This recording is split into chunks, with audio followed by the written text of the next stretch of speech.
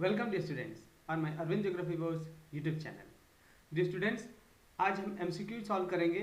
हमने इस series start किया है और सारे ज्योग्राफी के चैप्टर्स का हम जितना भी उसमें इंपॉर्टेंट क्वेश्चंस और एमसीक्यूज के थ्रू हम उसको रिवाइज करेंगे।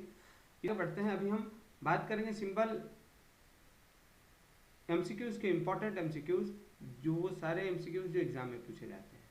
ठीक है, तो बिना टाइम वेस्ट किए चलिए स्टार्ट करें। फर्स्ट, ये अभी हम जो चैप्टर कवर अप कर रहे हैं, this is soil. So first question, the regur soil is also called, regur soil, बार बार ये क्वेश्चन पूछता है कि रेगुर सॉइल आप किस सॉइल को बोलते हो। Option number A alluvial soil, B black soil, C laterite और डी हो गया आपका रेड सॉइल। तो black soil is called regur soil, ये कॉमन क्वेश्चन है तो आप इसको जरूर याद रखें। Okay, black soil is called regur soil. ये actually it is form by the lava rock. किससे बनता है ये? लावा रॉक से बनता है या लावा सॉइल से। ओके, ये इग्नियस का बेस्ट एग्जांपल है। Next, which of soil is called riverine soil, ये खास क्वेश्चन है, मतलब ये हमने उन्हीं क्वेश्चंस को कवर अप किया है जो बार बार पूछता है। ठीक है, और ये इन्हीं में से प्रोबेबिलिटी है 95% की क्वेश्चन फंसेगी। ठीक है, आप देख लीजिएगा। रिवराइन सॉइल की हम बात करें, रिवराइन सॉइल क्या है? Alluvial soil, black soil, laterite soil और रेड सॉइल, यानी रिवर्स, जो रिवर बेसिन है ना, वहाँ मिलने वाली सॉइल्स की अगर हम बात करें तो रिवर बेसिन का मतलब क्या हो गया? सपोज करो कोई रिवर है, ठीक है, तो मान लो जहाँ तक इसका पानी पहुँच रहा है आप उसको बोलते हैं रिवर बेसिन, और रिवर बेसिन में मिलने वाली जो सॉइल है वो अलुवियल सॉइल हो गया। कौन सा सॉइल है? Alluvial soil. तो बेस्ट एग्जाम्पल कौन सा हो गया? इसका बेस्ट सोल्यूशन जो हो गया वो हो गया अलुवियल सॉइल। ब्लैक सॉइल नहीं है, लेटराइट सॉइल नहीं है और रेड सॉइल नहीं है। तो मैक्सिमम क्वेश्चन यहाँ पूछे जाते हैं सॉइल से रिलेटेड, और उनके जितने भी क्वेश्चन हैं उनको हम बारी बारी से पढ़ लेते हैं। Question number third, red soil is red in colour. Question है कि रेड सॉइल रेड कलर का होता है, ये बार बार पूछता है, फेवरेट क्वेश्चन है। अगर आप थोड़ा सिंसियर स्टूडेंट होंगे तो आपने देखा होगा 10 साल पिछले 10 सालों के क्वेश्चन में ऐसे क्वेश्चन बार बार आते हैं। चाहे वो एमसीक्यू के फॉर्म में आए या वन लाइनर, किसी न किसी फॉर्म में जरूर पूछता है, रीजनिंग में पूछ देता है। ठीक है, तो ये सारे रीजनिंग भी आपका इसमें कॉन्सेप्ट क्लियर हो जाएगा। हमने सारे पॉइंट, पूरा बुक में जितना एमसीक्यू बनता है ना, हमने उस सब पॉइंट को टच किया है। देखिए आप, red soil is red in colour, यानी रेड सॉइल रेड कलर क्यों है? किसकी प्रेजेंस की वजह से है? Humus, iron oxide, aluminium and silica. तो ये हो गया कौन सा ऑक्साइड? हो गया आपका आयरन ऑक्साइड। इसकी वजह से कैसा इसका कलर होता है? Red soil. तो आई होप आपको ये कॉन्सेप्ट क्लियर हुआ। नेक्स्ट क्वेश्चन नंबर 4, बढ़ना अगला क्वेश्चन है अपना। Soil is deficient is nitrogen, nitrogen, humus और फॉस्फोरिक एसिड और लाइम। इन सब में ना ये सॉइल जो है ना, इसकी कमी होती है।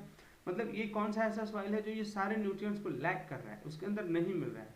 तो आपको black soil, red soil, laterite soil और अलुवियल सॉइल, इसमें जो आपका आंसर होगा वो हो गया आपका रेड सॉइल। रेड सॉइल के अंदर ये सारे जो न्यूट्रिएंट्स हैं ना, नाइट्रोजन, ह्यूमस, फॉस्फोरिक एसिड और लाइम, ये सब चीज़ की कमी होती है।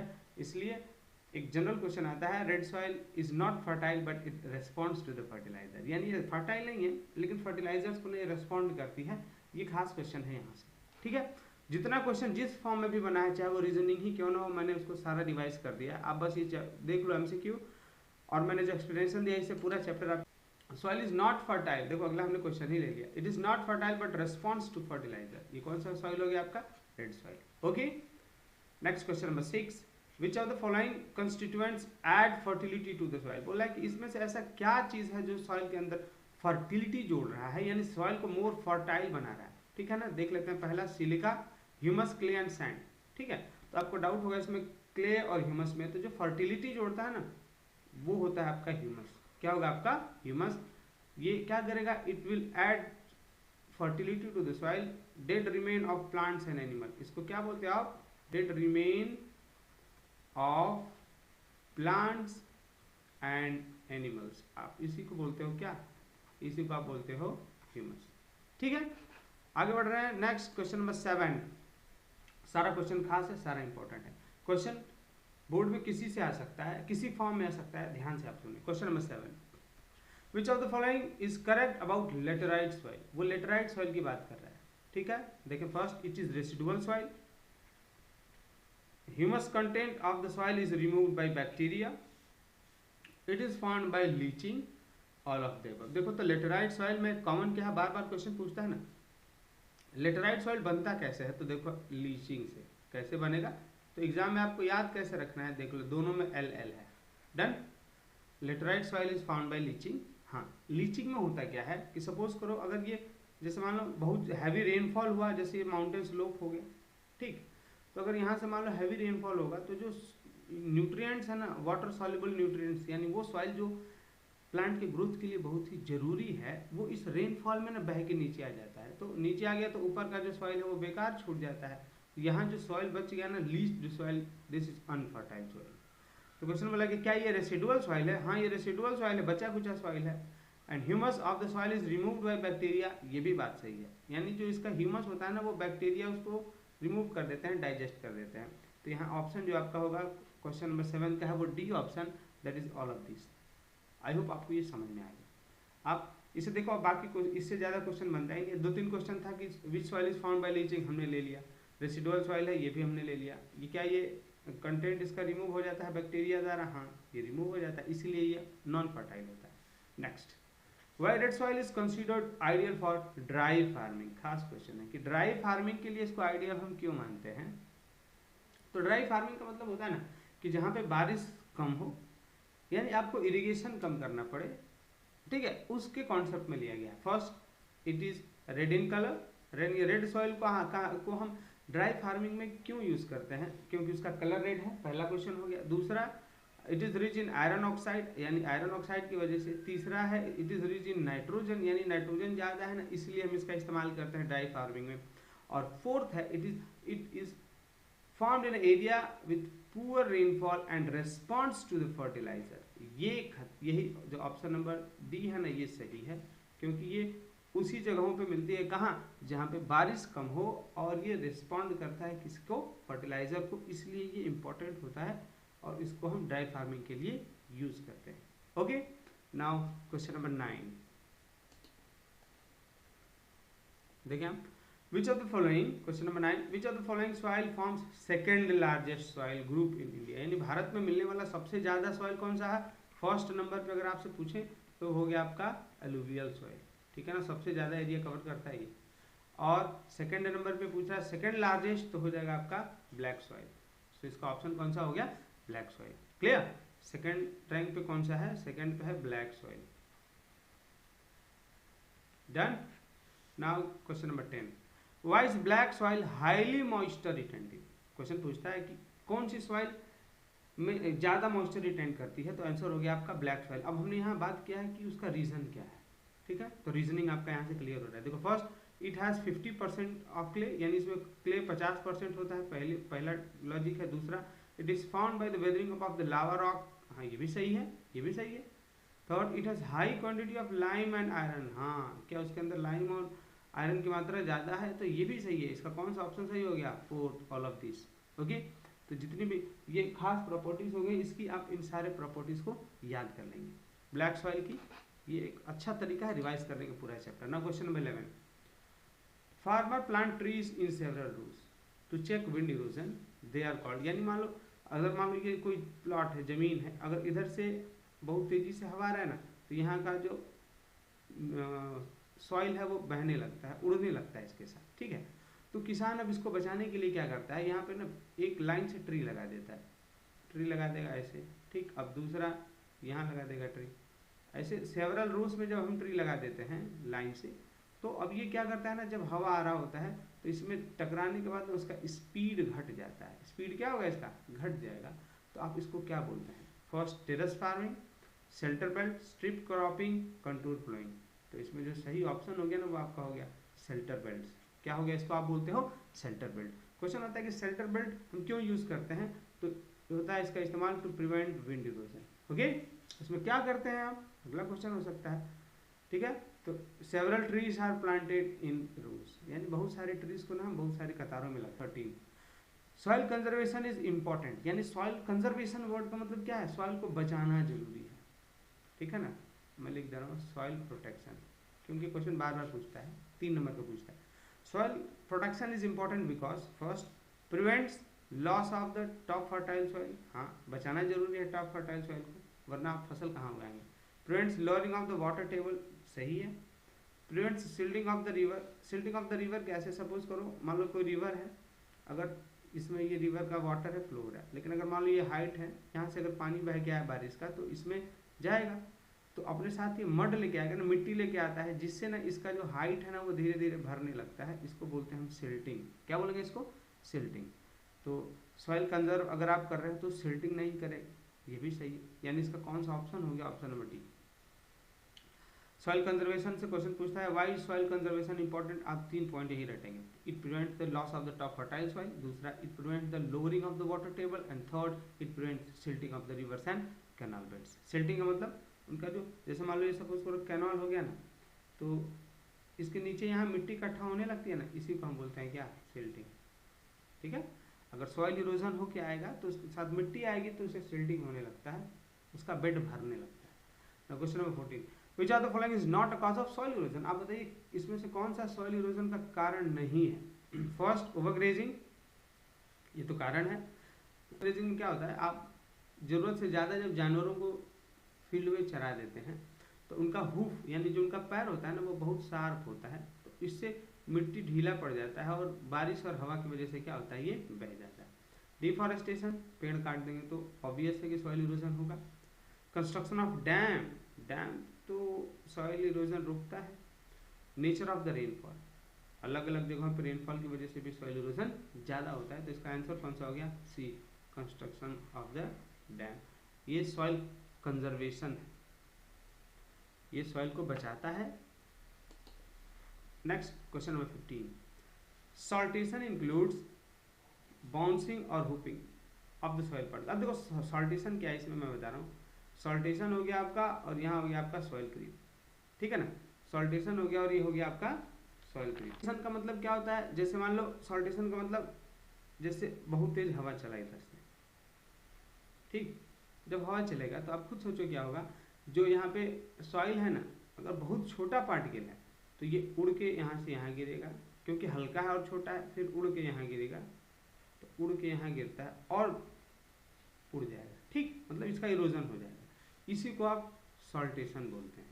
अब बोला है कि इसके लिए कितना बड़ा सॉइल पार्टिकल होना चाहिए, तो इसके लिए 0.1 to 0.5, less than 0.1 millimetre, greater than 0.5 millimetre, none of this. तो इसके लिए जो सही ऑप्शन है वो आपका option number 1, this is 0.1 to 0.5 millimetre. इतना छोटा अगर पार्टिकल है तो वो हवा से क्या करता है, वो उड़ के गिरेगा, उड़ के गिरेगा। इसी को आप क्या बोलते हैं? बाउंसिंग और हुपिंग। इस पूरे प्रोसेस को आप सॉल्टेशन बोलते हैं। तो साइज का पार्टिकल, सॉइल का पार्टिकल छोटा होगा तो ऐसा होगा। अगर दूसरी तरफ हम बात करें सॉइल क्रीप क्या है, सॉइल क्रीप में क्या होता है ना कि जैसे मान लो सॉइल पार्टिकल काफ़ी बड़ा है, अब कितना भी तेज हवा चले ना तो इसको ये उड़ा नहीं सकता है क्योंकि भारी है, तो अब ये गोल गोल घूमना स्टार्ट करता है। घूमेगा गोल तो मान लो यहाँ से यहाँ गया, फिर यहाँ घूमेगा तो यहाँ, ये ज़मीन पे ही चलता रहता है, ऐसे गोल गोल गोल गोल चलता रहेगा, ठीक है। अब इस चलने को आप क्या बोलते हो? Soil creep. ये कब होगा? जब जो सॉइल का साइज है ना वो काफ़ी बड़ा हो तब होगा। और इसके लिए हमको लग रहा है ऑप्शन नंबर बी हो गया आपका, ग्रेटर देन 0.5 मिलीमीटर। ओके, अगर 0.5 मिलीमीटर से बड़ा है तो वहाँ पे सॉइल क्रीप होगा। सॉइल क्रीप का मतलब गोल गोल जमीन के ऊपर गोल गोल मूव कर, जैसे ड्रम होता है ना, या फुटबॉल आपने धीरे से मार दिया तो वो धीरे से बह रहा है, जमीन पकड़ के चल रहा है, वही होता है सॉइल क्रीप। वैसे अगर सॉइल क्रीप आपको समझ में आ गया, आगे बढ़ रहे हैं हम। Question number 17, main cause of erosion on the outer Himalayas. ये बार बार पूछता है क्वेश्चन। आउटर हिमालयस यानी शिवालिक्स में जो इरोजन का मेन कारण है वो क्या है? पहला है डिफॉरेस्टेशन डन बाय मैन, यानी जो माउंटेन है ना यहाँ पे जो डिफॉरेस्टेशन यानी जितना भी पेड़ है, पेड़ की हम लोग कटाई कर दे रहे हैं इंसान लोग, पहला रीजन। सेकंड, हैवी रेनफॉल, वहाँ बारिश भी भयंकर हो रही है। थर्ड, शिफ्टिंग कल्टीवेशन, यानी जो झूम कल्टीवेशन है इसकी भी यहाँ प्रैक्टिस की जा रही है। तो ये ऑल ऑफ दिस, यानी इसका आंसर होगा सब। इसमें से सारे फैक्टर इंपॉर्टेंट हैं आउटर हिमालयास में इरोजन के, यानी वहाँ पे डिफॉरेस्टेशन इंसान कर रहा है, भारी बारिश भी होती है और shifting cultivation. These are the 3 reasons of soil erosion in the outer Himalayas और Shivaliks. Question number 18, which soil erosion occur in the gentle slope. बोला है कि जेंटल स्लोप और स्टीप स्लोप क्या है। सपोज करो ये हो गया ना आपका, ये हो गया स्टीप स्लोप और ये हो गया आपका जेंटल स्लोप। कौन सा स्लोप हो गया? स्टीप स्लोप, ये हो गया आपका जेंटल। जेंटल का मतलब काफ़ी ढलान होता है, ठीक है ना। Slow removal of the thin layer of the soil due to very less rain, यानी अगर कम बारिश हो और अगर जेंटल स्लोप पे एक पतला सा लेयर इसका बह जाए, बिल्कुल थिन लेयर, कम बारिश की वजह से बहे, तो ये कौन सा इरोजन है? तो ये आपका हो गया रिल इरोजन, सीट इरोजन, गुली इरोजन एंड लीचिंग। तो अगर बोला थिन लेयर बाहर तो कौन सा इरोजन हो गया? Sheet erosion. ये सीट इरोजन का डिफिनीशन के तौर पे भी आप ले सकते हो। Erosion which occurs at the gentle slope and it is the slow removal of the thin layer of soil due to less rainfall. Clear? Now अगला है 19, मेनी फिंगर लाइक ग्रूव्स और रिल्स आर फाउंड। बोला कि अगर erosion तेज हुआ ना तो ये थोड़ा छोटा छोटा छोटा छोटा ना ऐसा ऐसा गड्ढा बन जाता है, ठीक है। अब देखोगे आपके अगर घर के सामने या कहीं मिट्टी होगा ना तो इसमें थोड़ा सा बारिश हुआ ना तो इस प्रकार का छोटा सा गड्ढा जैसा स्ट्रक्चर बन जाता है जिससे पानी फ्लो करता है। तो बोल रहा है आप इसको क्या बोलते हो, ठीक है। ये बोलेगा फिंगर लाइक ग्रूव्स बोलेगा, अंगुली की तरह स्ट्रक्चर बोलेगा, या बोल दिया अगर रिल्स तब तो आप समझ जाना कि क्या है ये? रिल इरोजन। पकड़ने के लिए अगर रिल्स बोल दिया वर्ड तो रिल इरोजन ही है ये। अगर finger like projection, finger word भी यूज करेगा तो कौन सा इरोजन है? आपका रिल इरोजन है, ठीक है। बहुत ही गहरा नहीं होता, मतलब जितनी अंगुली है ना इतना थोड़ा सा गहरा होगा, ठीक है ना। 1 मिलीमीटर 2 मिलीमीटर के आसपास, सॉरी 2 सेंटीमीटर के आसपास गड्ढा होगा जिसे पानी पकड़ के जा रहा, थोड़ा बारिश इसमें तेज होती है, ठीक है ना। इन गुली इरोजन, लास्ट आपका ये तीसरा इरोजन हो गया गुली। इसमें क्या होगा ना, जैसे मान लो ये कोई जमीन है, बहुत भयंकर बारिश हो गया तो इतने दूर से ना मिट्टी बह गई, ठीक है। ये मान लो यहाँ से मिट्टी हट गई तो अब ये जो जमीन है बीच में तो टूट गया, अब यहाँ आप खेती के लायक भी नहीं है। ये बेसिकली रिवर्स की कोस्ट के किनारे जब बहुत भयंकर बारिश होता है ना उस केस में ऐसा होता है। देखिए क्या है, during heavy downpour, heavy downpour का मतलब हैवी रेनफॉल, ठीक है ना, बहुत भयंकर जब बारिश हो। Deep gullies are made due to water run off. Water run off का मतलब जो पानी बह के सीधे चला जाता है ना रिवर्स में, उसे रन ऑफ बोलते हैं, तेजी रफ्तार से जो पानी जाए। It breaks land and make unfit for agriculture. हाँ सही। अब यहाँ ये इतना मिट्टी नहीं है तो वहाँ एग्रीकल्चर आप कैसे कर सकते हो? खेती नहीं कर सकते हैं आप। अगला है इसका character, it is seen in the Chambal valley, यानी गुली इरोजन का सबसे बेस्ट एग्जाम्पल कौन सा वैली है? चंबल वैली है। ये हमने इस फॉर्म से ले लिया ताकि आपको इससे एमसीक्यू या बाकी जो भी क्वेश्चन है ना किसी फॉर्म में आया तो आप इसे कर लो। एक तो डिफिनीशन भी आपका हो गया, बाकी सारी जानकारी भी हो गई। तो इसका जो ऑप्शन हो गया कौन सा हो गया? ऑल ऑफ दीस हो जाएगा, ठीक है। सारे किसके करेक्टर हैं? गुली इरोजन के। Next 21, which soil is formed by leaching. पहले ही मैंने बोला था L for leaching, L for laterite soil, ठीक है ना। ये ट्रिक्स आपके काम का है, भूलना नहीं। 22, which is not correct about leaching, यानी लीचिंग से लेके कौन सा इसमें सही नहीं है। आप पहला बोले here nutrients get percolated down the soil leaving the upper soil unfertile, सही है। It is found by alternate wet and dry season of the rocks, ये भी सही है। मतलब अगर काफ़ी बारिश होगा तो मिट्टी बह जाती है, बारिश नहीं होगा तो सूख जाती है मिट्टी, फिर जब बारिश होगी तो बह जाएगी। तो alternate dry and wait condition सही है। Humus is washed away living the aluminium compounds behind, ये भी सही है। यानी आपका कौन सा हो गया? It supports all type of crop, यही गलत हो गया। क्यों? क्योंकि हर प्रकार के क्रॉप को तो ये सपोर्ट ही नहीं करता है। ऑल टाइप्स ऑफ क्रॉप को कौन सा सॉइल सपोर्ट करता है? Alluvial soil. कौन सा सॉइल? अलुवियल सॉइल, चाहे वो रबी हो या खरीफ, सबको ये सपोर्ट करेगा। कौन सा सॉइल?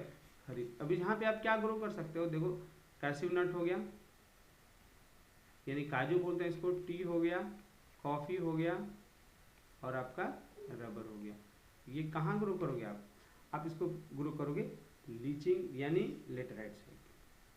कहाँ आप ग्रो करोगे इसको? Laterite soil. क्लियर? तो लेटराइट सॉइल से बाकी जानकारी मिल गया। Question number 23, which of the following soil is use in making bricks. ये क्वेश्चन बार बार पूछा है कि ईंट बनाने के लिए कौन सा सॉइल यूज होता है, और मैंने इसका रीजन यहाँ दे दिया, as it hardens when it comes in contact with air. ठीक है ना, हमने थोड़ा अपना दिमाग लगाया ताकि आपको रीजनिंग भी दे दें, क्वेश्चन भी दे दें, जितना है सारा जानकारी दे दें, आपका चैप्टर ही रिवाइज कर दें। एज इट हार्डन्स, आपको देखो इसका रीजन है दे दिया कि क्वेश्चन पूछता है ना कि विच वाई, यहाँ क्वेश्चन पूछता है, इसका आंसर हो जाएगा ना लेटराइट सॉइल। अब यहाँ से देखो क्वेश्चन क्या पूछता है, why laterite soil is use for making bricks. इसका आंसर है as it hardens when it comes in contact with air, यानी जब ये हवा के कांटेक्ट में आएगा ना मिट्टी में, अगर पानी से मिलाने के बाद, तो ये बहुत कड़ा बन जाता है, इसलिए इसका ईंट बनाते हैं। तो बोला है ब्रिक बनाने के लिए कौन सा अगर सॉइल यूज करते हैं, तो आपका हो गया laterite soil. Now question number 24, which soil has self flowing property, star mark question. Self flowing property का मतलब, सेल्फ फ्लोइंग का मतलब क्या होता है, जैसे मान लो सॉइल हो गया ना, अब ये अगर वाटर एब्जॉर्ब करेगा, पानी जब सूखता है ना तो ये फूल जाता है, इसका वॉल्यूम बढ़ जाएगा, और जब ये सूखता है तो फिर ये श्रिंक करता है। तो ऐसा करने से ना इसका जो क्या बोलते हैं कि इसमें क्रैक्स डेवलप हो जाता है। जब ये श्रिंक कर रहा होता है ना तो छोटा छोटा इसमें दरार बन जाता है, ठीक है। अब ये दरार बन जाने की वजह से इस दरार के अंदर एयर इजिली क्या होता है, पेनिट्रेट कर जाता है। एयर पेनिट्रेट कर गया अंदर की तरफ, तो ये अपने आप इसमें एयर जा रहा है, इसलिए बोलते हैं इसको self flowing property.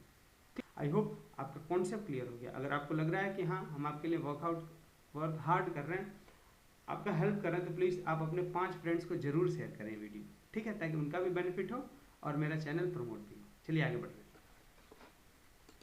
Question number 25, अभी सारा चैप्टर का मैं आपको दूंगा नोट्स, आप टेंशन ना लें। Which is the most fertile soil, ये क्वेश्चन बार बार पूछता है कि सबसे फर्टाइल सॉइल कौन सा हो गया, भैया देख लो बेस्ट सॉइल है एलुवियल सॉइल। इससे सॉइल नहीं मिलता है, ये कहाँ मिलता है, रिवर बेसिन्स में मिलता है, और इसीलिए हम इसको क्या बोलते हैं, रिवराइन सॉइल।